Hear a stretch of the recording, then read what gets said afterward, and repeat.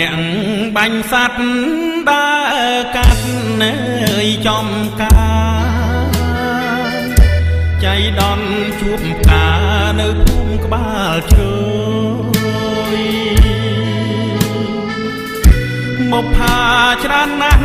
រឹងបានតែមួយ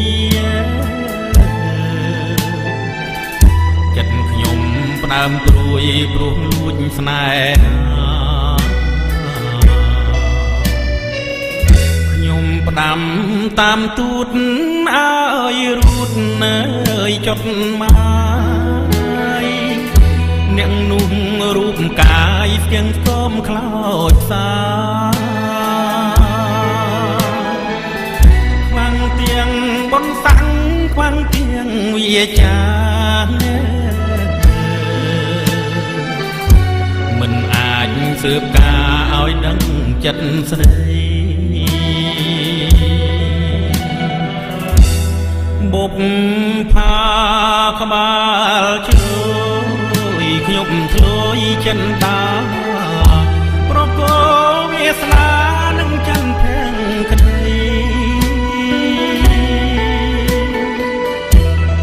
អូលោកអ្នកតានាមក្បាល8បញ្យល់សពស្រីពីរឿងខ្ញុំផងជាតិនេះប្រាថ្នាបេះ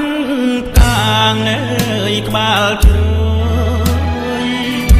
តែមិនឲ្យរយជ្រុំធ្លាក់ចោលទៅរៀមជាបាំងសាកំព្រាបងកងសូមផ្ញើខ្លួនផងក្នុងនាមអងសัตว์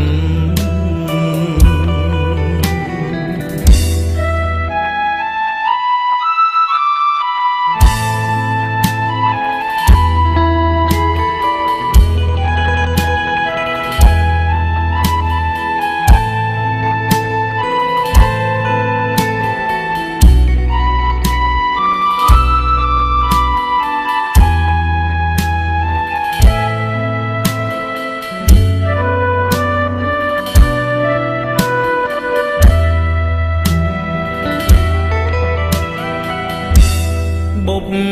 ផាក្បាលជ្រោយខ្ញុំធ្លួយចិនតាប្រកោវាសនានឹងចន្ទភ័ងក្តី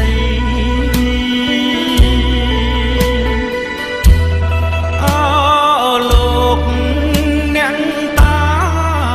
នាមក្បាល8បញ្យល់សពស្ដីពីរឿងខ្ញុំផងជាតិនេះប្រាថ្នាបេះកាងអើយក្បាលជ្រោយតែមិនឲ្យរយជ្រុំធ្លាក់ចោលទៅរៀមជាបាំងសាកំព្រាបងកងសូមផ្ញើខ្លួនផងក្នុងនាមអងសัตว์